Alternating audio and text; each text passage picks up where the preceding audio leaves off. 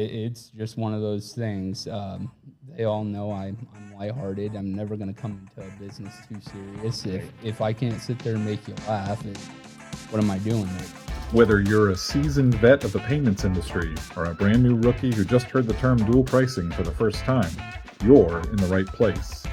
This is the only podcast that shares the strategies and stories behind selling merchant services.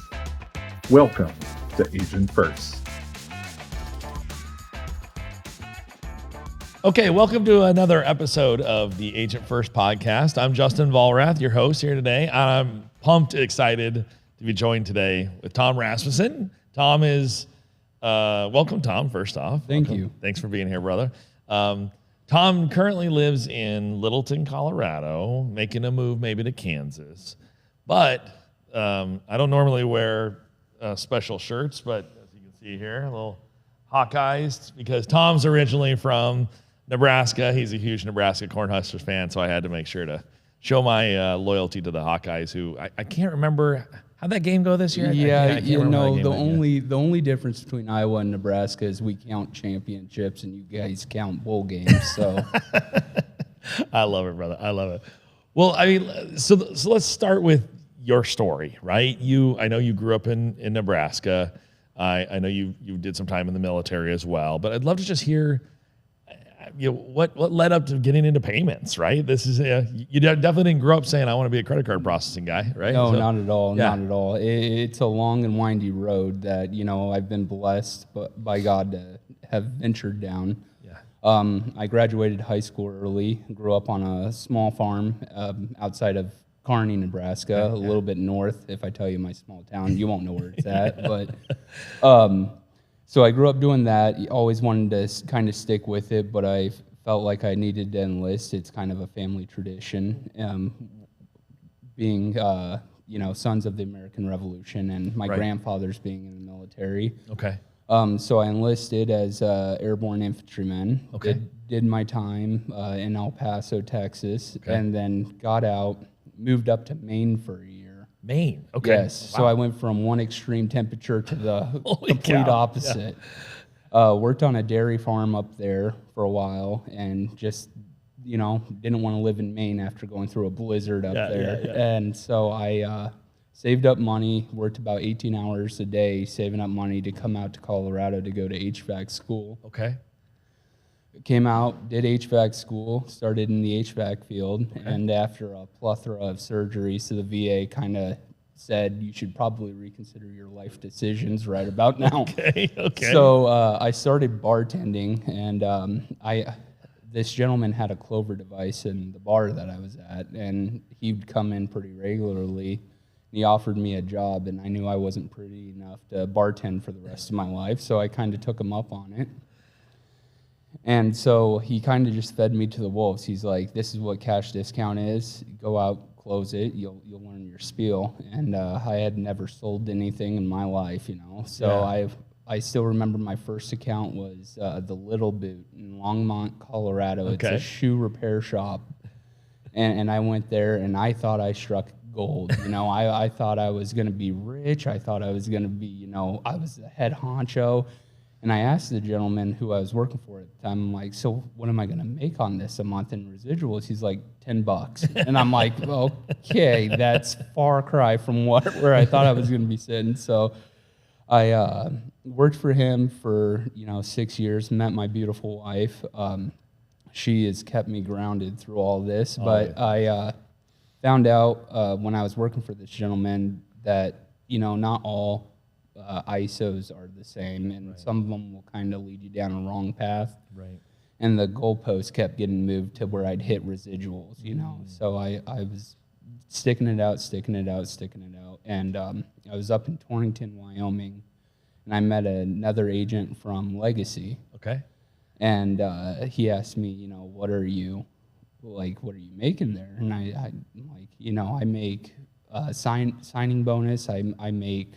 I don't get residuals yet because I'm not at that gap. He goes, how many accounts do you have? I'm like, 70.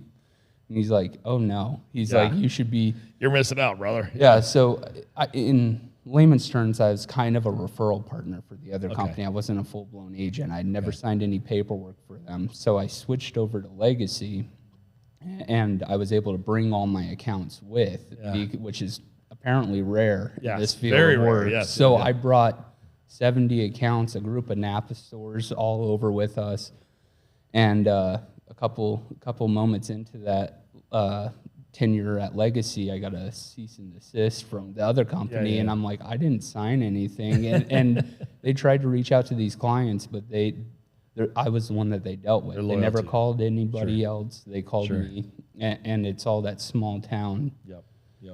That's my bread and butter is the small towns. You know, I walk in there wearing my boots, my hat, and talk to them about the tractor parked out front. You know, I've taken off my shirt, well, top shirt anyways, and I've helped change out a transmission in a truck. I love it. At one of my accounts. So it's been a fun ride. That's great, man. That's great.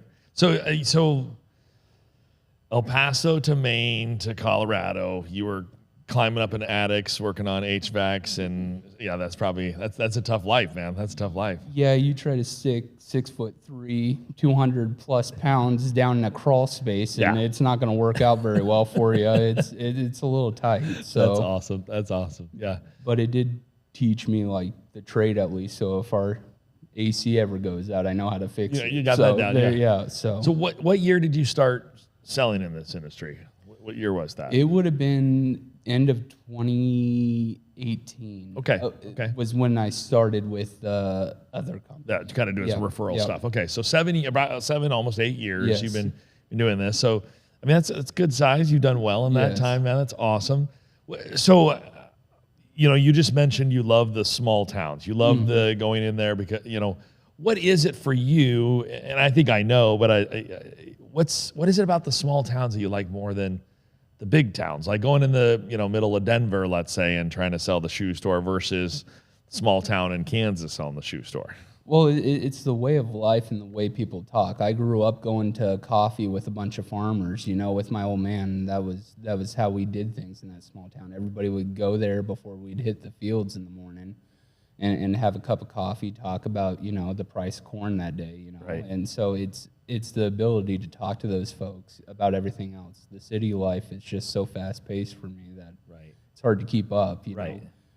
City folks want business. Like, they want to talk about business. They don't want to get to know you. If you can benefit them, they'll do business with you. If you can't, they don't care. Yeah. With these small towns, I go there, and they know my name. They know who I am. They like what I represent. And then when I talk to them and I treat them right, the rest of the town follows suit. And it's time and time again that's been proven to be true for me. And on top of that, too, is it's the road less traveled. There's not a lot of people like me going out there that can speak their lingo. What I mean by that is you can show up there looking like a banker, or you can show up there wearing a cowboy hat and boots and talk to them just how they want to be talked to. And that, to me, that's where I find my success. Right. I love that, man. I love that. And I think that's a tremendous lesson for so many out there, is that people get really, I hear from people all the time that, I need to worry about this point of sale and about this software integration and all these things. But the reality is there's a lot of small businesses out there in small towns that are still a cash register with a credit card machine sitting next to it, and they're perfectly happy with that. And they're looking for someone to be their partner, not come sell them something, right? But to be their partner, to be their friend, to be their, if somebody's going to call you at 8 o'clock at night on a Saturday because something's going on, you're going to answer the phone, I'm sure. Oh yes, my wife knows that firsthand from date nights. It's like clockwork. Every time that rolls around, it's 4 phone calls in the middle of a movie. Right. But no, it's just like that. They don't want to do business with somebody that doesn't share their values, share what their best interest at heart. It's easy to go out there and try to sell something and just want to make a quick buck. Right. I mean, you jack up the price on equipment. You increase the cash discount rate to where it's more profitable for you than it's beneficial for the merchant. Right. For me, I find that sweet medium, and if I put one merchant in a town at 3.5% cash discount, I'll put the other one at 3.5%. I don't fluctuate. Yeah, that's good. So I just really enjoy that back roads drive. And, I've done more time on gravel than I have on pavement doing this job. And I enjoy that more than anything. I love that, man. I love that. So growing up in rural Nebraska, obviously you learned a lot growing up. You're on a small farm, hard work, work ethic, early mornings. I assume that's been a huge driving force, that laid the foundation for who you are today and how you work, your work ethic today, right? What would you say to other people that are maybe didn't grow up that way, right? So that's gonna be hard, right? There's other people that didn't grow up with, they grew up maybe, playing video games or just, not having to do the chores every night, or, I didn't grow up on a farm, but I grew up in the country and had very similar, What would you say to those people? Like, why has that been different for you? Why has that been a driving force for you? Well, a lot of it has to do with that work ethic. My old man, I was the only boy out of 5 kids. Oh, so my old four man, sisters. Yes, Oh, boy. yes. And Okay. my old man says I'm the reason for his gray hair, and I have one daughter, and I'm like, that's a lie.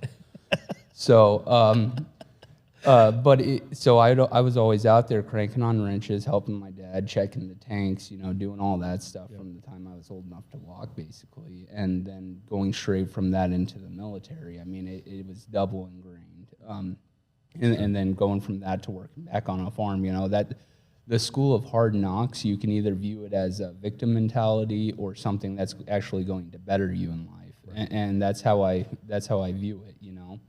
If you want to find that drive, you need to find your purpose. And that doesn't have to be growing up on a farm, and then having that instilled in you. You can find your purpose with what you want to become in life. Right. What your legacy, no pun intended, is going to be on this world. Were you a good person? Were you able to help people out? Save the small town's money, make them a little more successful in life? Were you able to maintain those relationships? Are people, when you're gone, are there going to be more people at your funeral than can fit in a church? Yeah. Is the mentality, Love that. and Love that. that's what I want to leave. That's awesome, brother. In life is That's awesome. that sort of legacy. Yeah, I love that, man. I love that. It's that there's so much more than just business and making profits. We'll kick things there. So it's more than making money and profits and making a sale, right? It's I think I didn't do as much in the small towns as you did when I was selling, but I did quite a bit. And I whether it was a small town or a large town, I always just felt like that business owner was my mom or my uncle, or they're a small business owner no differently than anyone else, and there's no reason to trick them or take advantage of them like so many others do. And so I love that approach that you have there, man. Well, in the big city, I mean, there's probably 1,000 great agents out there, but they all flock to the cities because that's where the money is. Right. The small towns tend to get forgotten about. Right. And if I can be that person that rolls into a small town, save them a couple bucks, be there for them when they need help, that's what I want to do. The forgotten few. So I like that. That's what I care about. I think I'm a little biased, though, growing up in a small town. We had one flashing red light in our town, and so I'm a little biased to that, Yeah. So I love that, man. I love that. Well, if you'll help me find those 1,000 great agents out there, let's go ahead and just give me those numbers and names later. So as the last 6 years of your career, or I'm sorry, no, a little more than that. I'm sorry. Over that time, has there been a person, maybe good or bad, that has helped you learn some lessons that were like, okay, I don't want to repeat that one again, or well, I really want to do more of that. Has there been those moments for you that you can think of something where it's like, boy, that was really a turning moment for me? There's been a few. I would say there's 4 people in my life that I look at, 3 of them good, 1 of them bad. Yeah. For lessons that I've learned. One of them bad is my old business partner from my old company, kind of taking me for a ride. Sure. The first and the most important good one's my wife. Of course. She keeps my foot to the fire and kind of doesn't let me get away with much. So she's the smartest woman I know. probably the most clumsy woman I know, but the smartest nonetheless. And she's beautiful. She's great, and she's kept me grounded. That's great. And then Tim and Emily. Yeah. Emily's the owner of Legacy. She's like a second mother to me. That's great. And Tim has been nothing but phenomenal to me in my time and tenure at. That's awesome. Legacy. That's awesome, brother. That's awesome. Like I can tell a family is massively important to you, right? Let's talk about that. What does that mean? I mean, I think you talked about purpose earlier. Mm-hmm. I'm sure that's a big part of your purpose. Am I correct in that? Yes, sir. No, our daughter, my wife's fortunate enough, she actually got her doctorate degree in nursing. Wow. But she stays home. She's able to stay home with our daughter now, and that was kind of a goal set forward that we both wanted for her, was to be able to do that, because you can only, you don't get any of that time back, you know? Right. And if one parent can be at least home with our daughter, that is the best thing that, you know, you can give somebody in life. Plus the fact that we get to go on road trips together. Yeah. Although the term cruel and unusual punishment is Peppa Pig in the car for 5 hours. I think that's a close comparison. Yeah, I get that. It's great. We'll load up 2 dogs, my daughter and my wife, and we'll go drive through Kansas, Oklahoma, and Texas, all as like a family, and you don't get to experience that much. You don't get that time back, man. No. Yeah. So, I love that. And that's kind of why we want to move to a small town, having grown up in there. There's 2 ways of life, and I think you have to experience small town USA, and you have to experience the city.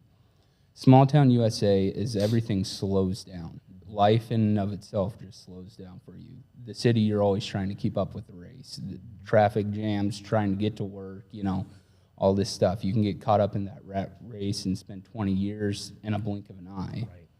The small town, you know, that's where I want our daughter to be raised, because if I'm out of town, she breaks down, you know, Jimmy down the street is going to come stop by there and help her out. Sure. You know?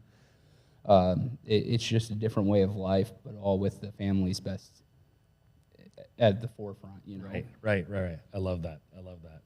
So let's kind of switch gears a little bit here. You've been doing this for a while now, and you've found some great success, but there's somebody listening to this podcast right now that is looking at you and saying, man, that guy's got some similar backgrounds to me. I was raised in a small town, maybe a farm as well. You know, I've done these things. I'm trying to find my footing in this. I think this is the right industry for me. I'm just getting started, right? I don't know what I don't know, right? I was, working at a bar, and now I think I can go do this, right? I don't even know what clover is or any of that, right? What would you say to that person? What would you say, what would be your piece of advice to them as to, that one biggest piece of advice to say, boy, this is what you should go do, or this is, the thing I learned the hard way, or the thing I love. What would you say to that person? The first thing you need to do if you're going to get into this industry, starting off from where I am, is finding God. Okay. You need to trust in His plan and know that the path that you travel on is your path. Like, you might think you're heading down the right way, and door slam, another one opens, you're going completely different direction after that. And that's what my life has been all about. Never take anything for granted, and never doubt that you're heading down the right path, because in the end, you're going to get there one way or another. It's just trusting His plan and knowing that He has your best interests at heart. I love that, brother. I love that. So for you, you're getting ready to move to a small town, or hoping to very soon. You're hoping to very soon anyways. What's next for you? What is the thing when you look at this industry? I mean, this industry has given you a good life, right? You're on the right path. You're building. You're doing more and more. What's next for Tom? What is it that Tom wants to do next, whether it's in this industry or outside of it? My goal is to build this up enough to where my daughter could someday take my place. You know, I have the foundation built for her. She can learn. She can maintain it if that's something she wants to do. But my ultimate goal is I really want to get back into ranching. And, I've been thinking about it for a long time, but I'd like to start like a nonprofit for veterans. there's one thing I tell a lot of my clients, and I said there's nothing more therapeutic than checking fence on horse. You know, you ride the fence, you go down there, you make sure everything's up and right, and I think that would benefit a lot of veterans in today's society. Getting away from technology. My old man says I was born a generation too late. He's like, you would have done well with the pager. So, but I.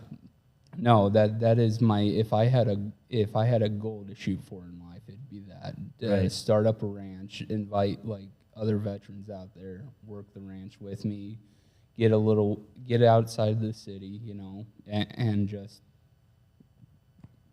kind of find your inner peace, Yeah. So.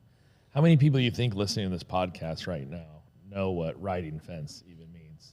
I don't know. I hope there's more of them out there than what I'm thinking right now. Yeah. Nothing's more therapeutic than ranching. Nothing's more frustrating than ranching. It's my calling.